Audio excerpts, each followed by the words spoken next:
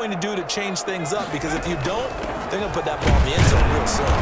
He gets him a little bit closer. He takes it from the 6 inside the 5 to the 4. He was brought down. Be interesting to see now what they do offensively down near the goal line after not much there that time. As the offensive play caller, that may change your sequence now. Instead of coming right back with a running play, you may have to go to the air.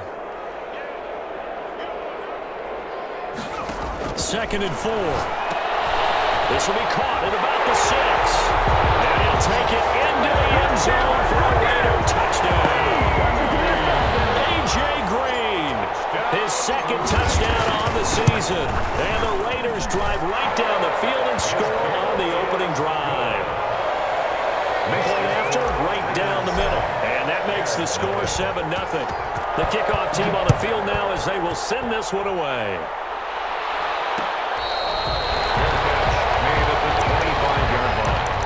The Bears take over 1st and 10 at their own 25-yard line.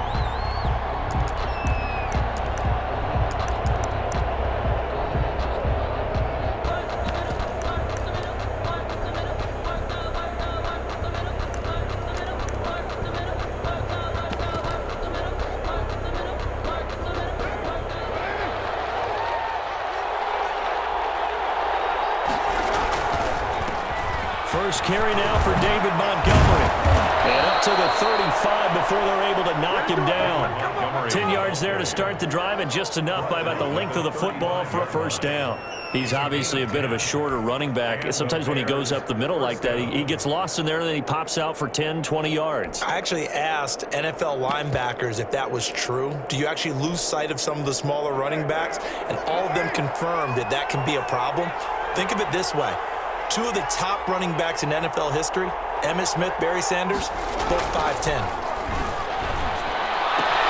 He's got a first down and inside of midfield. And he'll take this to the other side of midfield before going out of bounds. Right about 20 yards on the pickup. Officially, they'll say it's going to go for 19.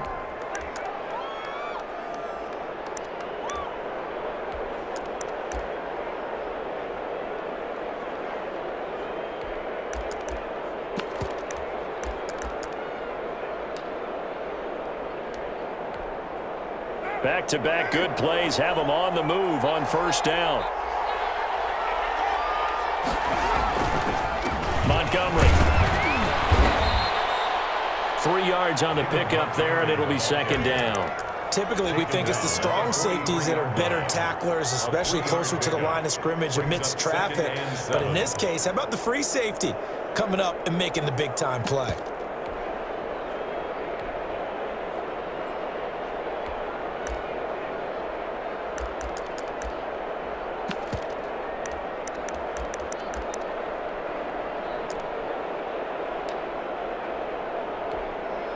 The last run got 3. Now here's 2nd and 7.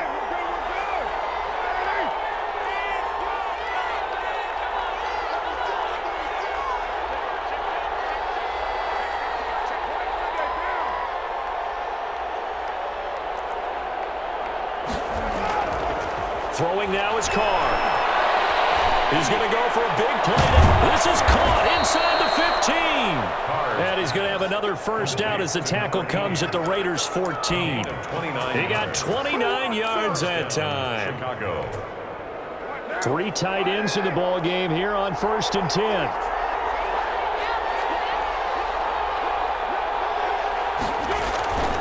On the ground, it's Montgomery.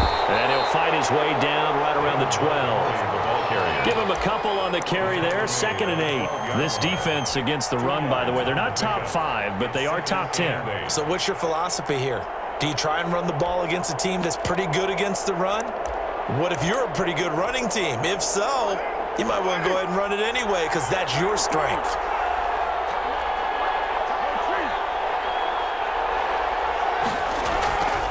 On 2nd down, Montgomery. And he'll take this one inside the 10, down to the 8. After one, 7-0 on EA Sports. Bears nothing.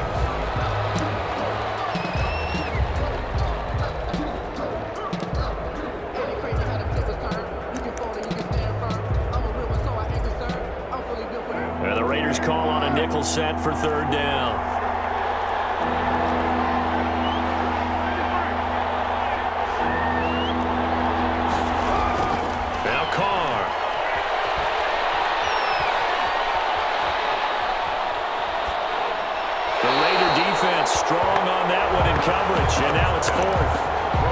Yesterday they told us when we've got 3rd and 5 or less, we have to be able to convert. And I guess every team would say that, Charles, but an opportunity missed there. What they were trying to tell us is they believe it's a matchup game at that point, and they liked some matchups that they had, thought they could exploit them, unable to do so on that play. So, yes, it's only 3, but at least they're able to answer back after giving up the touchdown to start the game. Yeah, I like the observation there because getting some points on the board, very positive for them.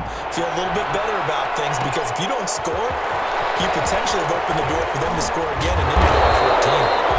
And he'll be brought down shy of the 20, so the decision to bring it out of the end zone, not a good one. Their own 18-yard line.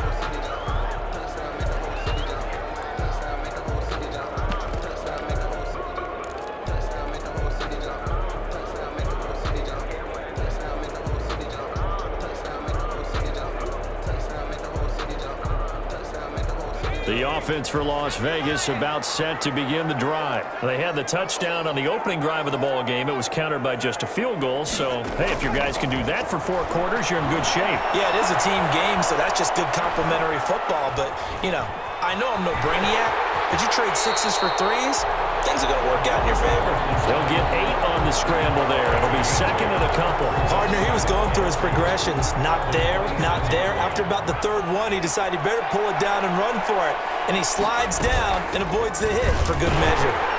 And this one will go to the 28-yard line. 2 yards, good enough for a first. But we always talk about good down and distance, allowing offenses to expand their playbook. Well, 2nd and 2, that means your playbook's wide open. You can run just about anything.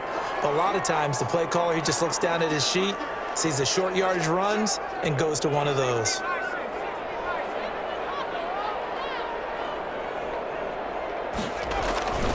On first down, they go with Jacobs again. A pickup of about 3 yards as he's taken down at the 31. He's brought down. Brandon, all things considered, they have to feel pretty good about getting that type of a gain, considering the blitz that they just had against them.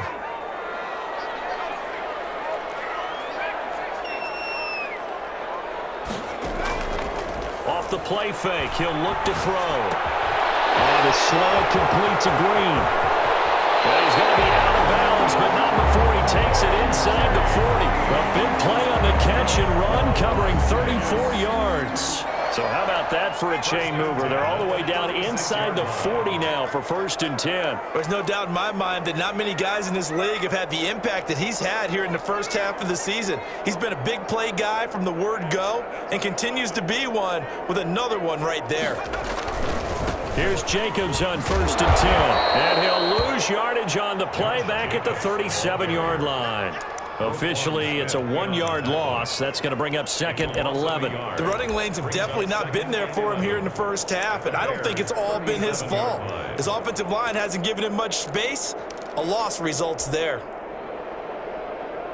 Maybe just a slight detour on what's been a strong drive. Here's 2nd and 11. They'll drop to throw. And Green with a catch left side. And they'll get 8 out of this before being stopped at the 28. That catch, by the way, kind of noteworthy. It's number 764 in his career. Ties him with Hall of Famer James Lofton. And he's done it just as James Lofton did in his career. Smooth. The Bears bring out an extra defender in the secondary now for 3rd down.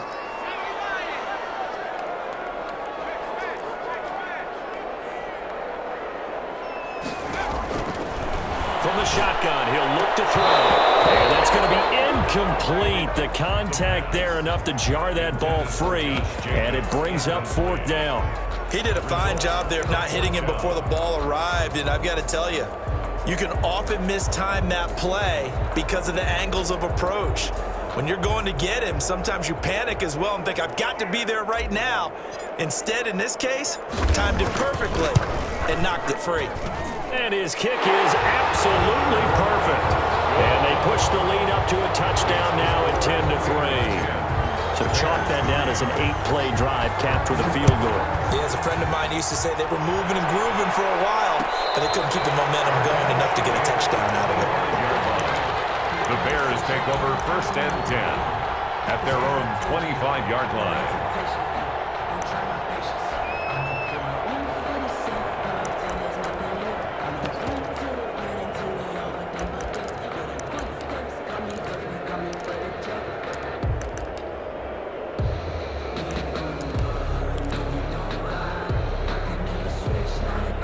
The Bears offense ready to go for their next drive. Their drive last time, it stalled out. They were forced to take the short field goal. And the key phrase, you nailed it. Forced to, because you know coaches look at these short field goals as a last resort, right? To them, that's not how drives are supposed to end. You're supposed to put 6 on the board. That's a consolation prize, like going to the county fair. You don't get the big stuffed animal on that one, do you? No, you don't go top shelf. That's bottom shelf material. Maybe a good spot to take a shot. Here's 2nd and a yard from the 34. Our score 10-3 with 2 minutes remaining in quarter number 2. Coming up at halftime, I'll go from one personality, that's you, Charles Davis, to another one in Orlando, the coach. He'll have stats and scores from around the NFL. You and Jonathan Coachman, both larger than life. No doubt about it. But you're stuck with me in this booth, Yes, and he's I am. miles away and smiling. And happy. Now a nice throw here right side. He hauls it in. And he'll be taken down, but not before he gets into enemy territory. 18 on the play. That one good for a first down pickup of 18 yards.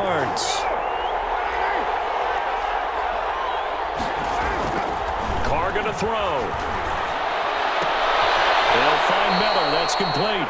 Now the result here, a pickup of 8. Leaves him with 2 to go on 2nd down. On the pickup. I know many people like to throw to the tight end, maybe in a little flexed out position because he creates mismatches with his size. But slot receivers do the same thing with their quickness, their speed, and their route running savvy.